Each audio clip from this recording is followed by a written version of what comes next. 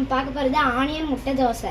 வாங்க எப்படின்னு பார்க்கலாம். அதுக்கான தேவையான பொருட்கள் வெங்காயம், பெப்பர், உப்பு, அப்புறமேட்டு மாவு, அப்புறம் ஆயில், அதுக்கப்புறம் முட்டையை வந்து வெங்காயம் இதில் உடச்சி ஊற்றிக்கோங்க ஃப்ரெண்ட்ஸ்.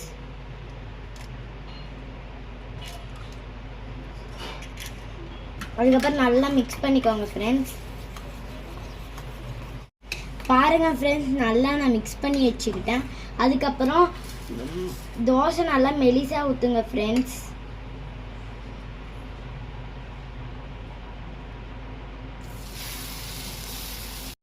ஃப்ரெண்ட்ஸ் இங்கே பாருங்கள், நான் குட்டியாக ஊற்றிருக்கேன். உங்களுக்கு தேவையான சைஸ்க்கு நீங்கள் ஊற்றிக்கலாம், ஆனால் மெலிசாக தான் ஊற்றணும்.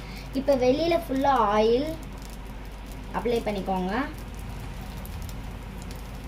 அதுக்கப்புறம் மேலே கொஞ்சம்,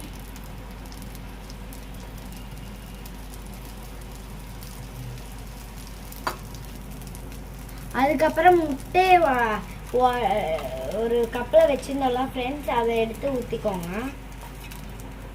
நல்லா அப்ளை பண்ணிக்கோங்க ஃப்ரெண்ட்ஸ்.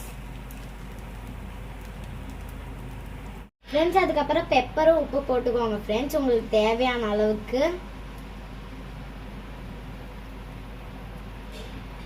அதுக்கப்புறம் திருப்பி போட்டுக்கோங்க ஃப்ரெண்ட்ஸ். நல்லா வெங்காயம் வேகிற அளவுக்கு விடுங்க ஃப்ரெண்ட்ஸ். ஆனியன் முட்டை தோசை ரெடி ஆயிடுச்சு. பாருங்க எவ்வளோ கலர்ஃபுல்லாக அழகாக வந்திருக்குன்ட்டு. இதே மாதிரி நீங்களும் உங்கள் வீட்டில் ட்ரை பண்ணிட்டு எப்போ இருந்துச்சுன்னு மறக்காமல் கமெண்ட்டில் சொல்லுங்கள் ஃப்ரெண்ட்ஸ். லைக் பண்ணுங்கள், ஷேர் பண்ணுங்கள், மறக்காமல் எங்கள் சேனலை சப்ஸ்கிரைப் பண்ணிடுங்க ஃப்ரெண்ட்ஸ். பாய்.